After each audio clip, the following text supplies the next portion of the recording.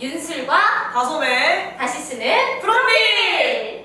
네, 안녕하십니까. 저는 욕조가 무엇이든에서 윤슬 역을 맡은 오주영입니다. 네, 안녕하세요. 저는 다솜 역할을 맡은 변민영입니다. 여기 저희 뭐하러 왔죠? 저희 프로필? 프로필, 영상 찍으러? 네, 텀블벅에 올릴 후원 자금을 모으기 위해서 엽서 사진과 뭐 여러 가지 굿즈 사진을 찍으러 왔죠. 근데 하나 더 여기서 할 게 있어요. 뭐죠? 저희가 이제 여러분들의 극을 보는 여러분들의 이해와 그리고 공감을 조금 더 뭐라고 해야 되죠? 이끌어내기 예, 위해 이끌어내기 위해서 다시 쓰는 프로필을 진행해 볼까 합니다. 네, 그럼 금방 쓰고 올 테니까 조금만 기다려. 네, 저희가 이렇게 프로필을 다 작성을 해서 와봤습니다. 그러면은 이 극의 주인공인 윤수 씨부터 먼저 설명을 좀 해주실까요? 좋습니다. 예. 그러면 제가 MBTI까지 한번 쫙 읽어볼게요. 아, 좋습니다, 좋습니다. 제 이름은 윤슬이고요. 나이는 25살. 그리고 MBTI는 INFP입니다. MBTI를 INFP로 적으신 이유가 있으실까요? 일단 제가 INFP예요. 제가 INFP고 아. 약간 일단 윤슬이가 E 같지는 않잖아요. 그쵸. 그래서 저는 윤슬이를 I, 하지만 계획적인 I는 아니라서 P, P로. 감성적이라서 F, N은 뭐였을까요? 상상을 많이 하는 사람들은 보통 N이라고 하죠. 맞습니다. 상상력이 네. 아주 뛰어나기 아니기 때문에 INFP. 다솜이는 뭘까요? 저는 일단 다솜이는 이름은 다솜이고요. 사실 성이 뭔지는 극에서 드러나 있지가 않아서 일단 다솜이라고 얘기를 합니다. 그리고 나이는 25인데 윤슬이보다 저는 정신 연령이 높다고 생각을 했어요. 네? 정신 연령이 높다고 생각을 했어요. 그래서 27살, 정신은 27살로 설정을 해놨고 그다음에 MBTI는 INFJ입니다. 네.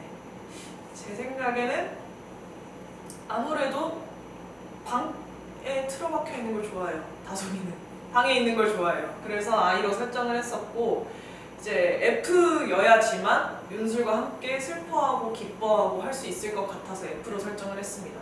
대신에 계획적이에요. 그래도 다솜이는 윤술이만큼 무계획적이지 않습니다. 다솜이는 계획적이에요. 나도 아예 그렇게 계획이 없진 않아. 자, 넘어가 보겠습니다. 그다음에 취미 같은 경우에는 네, 독서라고 적어주셨는데 그쵸, 극에서도 윤슬이가 책을 읽는 장면이 되게 많이 나오죠. 네, 근데 여기서 제일 중요한 거. 한 책만 본다. 이 책이 윤슬이가 중에서 좋아하는 작가의 책이 있는데 그 작가의 그 한 책만 그 한 책만 파서 보는 성격입니다. 그래서 취미는 독서 가르치고 한 책만 본다. 그래서 습관이 책을 읽은 부분을 읽고 또 읽는다라고 적어주신 거죠? 네, 맞습니다. 그 작가의 책을 읽고 또 읽습니다. 작가의 엄청난 팬인 거죠. 그쵸. 네, 그럼 다솜이의 취미랑 습관은? 일단 취미는 스리 옷 입히기입니다. 스리가 욕조에 들어가 있을 때 항상 옷을 얇게 입고 돌아와요. 근데 또 감기에 걸리면 징징댈 게 뻔하단 말이죠. 그래서 스리를 이렇게 꺼내서 옷도 이렇게 입혀주고 사람 구실할 수 있게끔 해주고 굉장히 다정한 친구예요, 다솜이는. 그리고 이제 여기서 받는 스트레스를 아마 그림 그리기로 표출하지 않나 싶고요. 그다음에 습관이 방 치우기인데 이것도 스리와 연관이 많습니다. 스리는 집 밖으로 잘 나오질 않아요.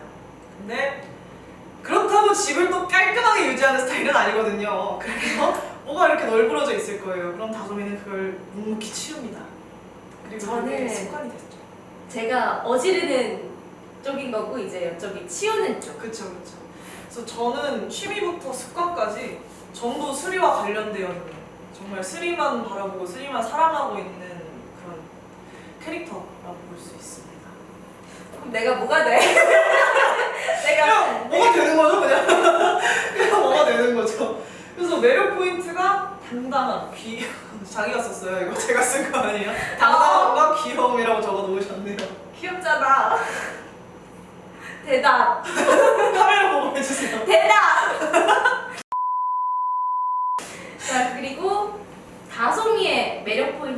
역시 다정함. 다정하죠. 정말 다정함. 다정하죠. 사실 이 성격 받아주려면 다정할 수밖에 없지 않을까. 자, 다음으로 넘어가서 좋아하는 색이 파랑과 하늘이라고 말씀을 해주셨는데 왜 파랑과 하늘색을 좋아하시는지. 일단 윤수리는 바다 이야기를 굉장히 많이 하고 저 수평선 넘어 그런 얘기를 되게 많이 하잖아요. 그렇죠. 그래서 하늘과 바다 되게 자유로운 색깔 해서 저는 푸른 색깔 계열인 파랑과 하늘색을 골랐습니다. 저랑 비슷하게 저도 파란색을 적었는데 이제 윤술이라는 이름 자체가 이제 바다에 비친 빛들 그리고 되게 반짝이는 빛들을 얘기하잖아요. 그래서 윤술이 생각하면 딱 떠오르는 색들이 바다의 색깔이라서 파랑을 골라놨고요. 그다음에 녹색은 그냥 제가 항상 이 남방을 입고 나올 겁니다. 그래서 나름 녹색을 좋아하지 않을까. 그리고 사람들이 생각하기에 제일 편안하게 볼 수 있는 색이 녹색이라고 하더라고요. 마음이 안정되고. 그래서 다솜이를 상징할 수 있고 다솜이가 좋아하는 색이 녹색이 아닐까라고 생각을 했습니다. 윤수리의 모든 색깔을 다솜이한테 빼앗겼어요. 그렇죠. 지금 제가 쪽쪽 빨아먹었어요. 그리고 저희 좋아하는 계절이 겹치는데요. 맞아요. 가을로 겹치죠. 혹시 이유가 있나요? 윤수리가 가을을 좋아하는 윤수리는 더운 걸 좋아하지 않는데 그렇다고 추운 걸 좋아하지도 않아요. 되게 근본적인 이유였네요. 맞아요. 근데 춥지도 않아요. 봄이라고 하기에는 네. 그닥 밖으로 나가지 않아서 음. 봄의 그 느낌 있잖아요. 그 벚꽃 그러니까 싱그럽고 싱그럽고 그런 거를 딱히 즐기는 편이 아니라서 약간 봄이 좋냐라는 느낌인 거죠. 그래서 가을. 그래서 딱 깔끔하게 가을. 가을 좋죠. 가을 좋죠. 다솜이는 왜 가을이 좋아요? 저는 이건 일단 극을 보시면 확인하실 수 있고요. 제 생각에는 극에서 일어난 사건들이 전부 가을에 일어나고요. 근데 그 일어나는 계절이 가을. 제가 다시 할게요. 자, 정리를 해서 말씀을 드리자면 극에서 일어나는 모든 일련의 사건들은 가을에 벌어집니다. 근데 제가 좋아하는 계절이 가을이래요. 이유가 뭘까요? 그 갈등이 과연 어떻게 끝나길래 가을을 좋아하는 걸까요? 한번 생각해 보시고 극 보러 오시면 참 좋을 것 같습니다. 자, 그 다음에 좋아하는 노래는 연극이 끝난 후. 네, 맞습니다. 끝나고 난 뒤. 좋아하시는 이유가? 약간 저는 이 노래 가사도 가사인데 분위기가 되게 좋은 것 같아요. 스리로서 봤을 때도. 약간 스리로 봤을 때도 이게 일단 연극이 한 편이 끝난 다음에 객석에 남아서 든 생각이나 약간 그런 내용이잖아요. 약간 거기서 미묘한 외로움, 고독감 그런 게 나타나지 않았나 해서 약간 이 노래를 들으면서 조금 생각에 잠기지 않았을까, 많은 생각이 들지 않았을까 그런 생각이 듭니다. 다솜이는 왜 백야 짙은인가요? 일단은 백야라는 노래고요. 이 노래의 첫 시작이 너와 내가 떠난 알 수 없는 여행이라는 가사로 시작을 해요. 근데 이 가사와 모든 노래에 있는 가사들이 다 다솜이가 되게 공감하고 혼자 약간 스릴 때문에 힘들 때 울면서 들었을 것 같은 노래라서 네, 백야를 선정을 해봤습니다. 그 다음에는 이제 장점 단점인데 저희는 이제 그거를 서로의 장점과 단점을 써주는 식으로 한번 해봤어요. 저는 이제 쓰리가 귀엽고 당당한 게 장점이라고 생각을 하고요. 쌤이 제 장점은 장점! 내 말을 잘 들어주는 다정함. 그쵸. 다솜이 진짜 다정하죠. 그리고 단점. 가끔 나에게 뭔가를 강요. 진짜 이거 완전 별표 5개. 진짜 내가 싫다고 했는데도 자꾸 강요하는 그런 게 있어요. 이유가 뭘까요? 강요하는 이유가 그걸 보시면 확인이 되실 겁니다. 근데 제 단점은 없나요? 이제 이거는 다솜이로서 적는 거잖아요. 다솜이는 스리의 단점까지 포용하는, 마음속으로는 이해하고 있지만 마음속으로 몇 번이고 되뇌었겠죠. 쟤 왜 저러지? 라고 하지만 티내지 않고 사랑해로 끝내는. 저 혹시 수정해도 될까요? 나도 이거 사랑해. 사랑처럼 뭐 강요함 이런 거 없어요. 다솜이는 다정하기 때문에. 아이. 그 다음에 나를 바닷속 생물로 비유하자면 해파리. 저는 해파리.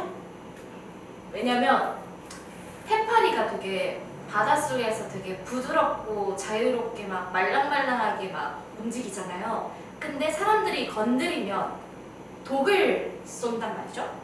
약간 그 부분이 저와 많이 비슷하지 않나 라는 생각이 들었습니다. 그래서 강요를 하는 게 아닐까. 제가. 정말. 강요하는 게 아닐까. 왜 불이에요 근데? 제가 제 생각에는 이제 윤슬이처럼 뾰족뾰족한 어떤 무언가를 품속에 품어서 동그랗고 예쁜 진주로 만들 수 있는 다정함을 가진 친구가 다솜이라고 생각을 했어요. 그래서 이제 불이라고 적었는데 다들 반응이 그 맛있겠다라는 반응이더라고요.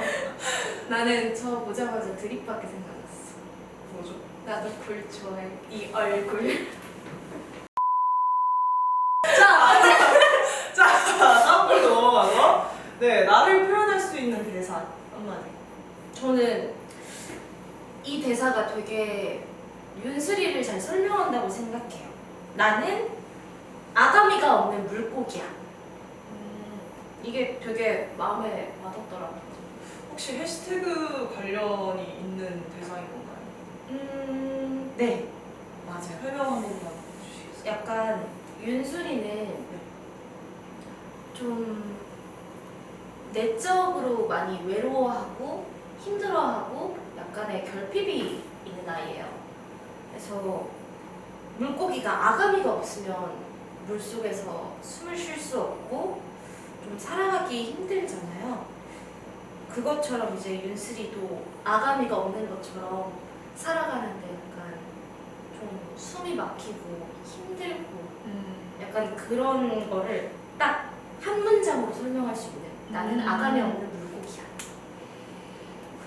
그래서 약간 결핍 같은 해시태그 같은 경우에는 어떤 부분을 얘기한 걸까요? 이거는 정말 많은 부분의 결핍인데 여기서의 결핍은 약간 사랑에 목마른, 약간 인정에 목마른, 굉장히 많이 목말라 있는 친구예요. 사랑도 사랑이고 약간 인정, 뭐 그런 모든 부분에서 좀 결핍이 많은 아이예요. 저 너무 슬퍼요. 그래서 이제 그 모든 걸 표현할 수 있는 말이 나는 아가미 아가미 없는 물고기야. 그리고 거기와 연관된 해시태그 욕조, 결핍, 책. 그쵸. 욕조 같은 경우에는 저희 제목에도 나와 있죠. 욕조가 무엇이든. 예스, 그렇습니다. 욕조가 정말 중요한 메타포로 등장을 하니까요. 맞아요. 많이 오셔서 같이 즐기셨으면 좋겠습니다. 자, 다솜이는 저는 이제 이 아까처럼 뭔가를 강요하는 상황에서 나오는 대사인데요. 나는 네가 이전처럼 세상을 바라봤으면 좋겠어. 사실 다솜이가 스리한테 첫눈에 반하는 순간이 있어요. 근데 이제 그때는 스리가 바라보는 세상과 스리가 그 세상을 대하는 태도에 반했던 거란 말이죠. 그래서 나는 네가 반했을 때, 그 예뻤을 때의 그 모습이 그립다. 그리고 넌 충분히 그렇게 할 수 있는데 왜 지금 안 하냐? 그러니까 좀 해! 라고 또 강요를 하죠. 네, 그런 뉘앙스의 대사라고 생각을 해서 네, 그래서 골라봤습니다. 저랑 해시태그 하나. 결핍. 그쵸. 저는 이게 신기했어요. 저희가 둘이 보고서 쓴 게 아닌데 무언가의 결핍을 같이 썼더라고요. 약간 캐릭터 둘 다를 관통할 수 있는 해시태그지 않을까, 키워드지 않을까 생각을 합니다. 어쨌든 여기 사랑에 대한 결핍과 인정에 대한 결핍 등등이 있었고 저도 비슷할 것 같아요. 다솜이도 사랑에 대한 결핍도 있고요. 그리고 약간 사랑에 대한 결핍에서 나오는 것들이겠지만 스리가 저를 바라봐줬으면 하는, 한 번만 날 바라봐주고 한 번만 날 더 생각해줬으면 하는 마음들이 되게 많아서 네, 그런 부분들이 좀 표현된 해시태그지 않을까. 그리고 다정함과 유머러스함은 전 동의어라고 생각을 하고 연기를 할 것 같습니다. 다솜이의 다정함은 유머러스함이 아닐까 싶습니다. 네, 이렇게 해서 다시 쓰는 프로필을 모두 설명을 드려봤는데요. 네, 어땠을까요? 윤수리로서 좀 더 마음이 가셨을까요? 네, 윤슬이로서도 되게 마음에 드는데 약간 저는 오히려 제 것보다 다솜이 거를 이렇게 같이 들으면서 좀 더 다솜이에 대해 이해를 하지 않았나. 좋은 활동이 됐네요. 좋은 활동이죠. 사실 저 강요밖에 생각이 안 나가지고. 아 이거는 네, 너무 잘 써져가지고 약간 네,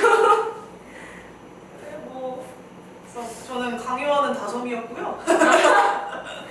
저는 사랑받는 윤슬이었네요. 네, 강요하는 다솜이와 사랑받는 윤수리는 코데라트홀에서 구경하실 수 있으니 많이 보러 와주세요. 그러면은 네. 인사를 하면 될까요? 자, 자, 뭐라고 인사를 하면 될까요? 목조가 무엇이든 많이 보러 와주세요. 감사합니다. 뭘 끝낼까요? 좋아요. 선창하시죠. 자, 욕조가 무엇이든 많이 보러 와주세요.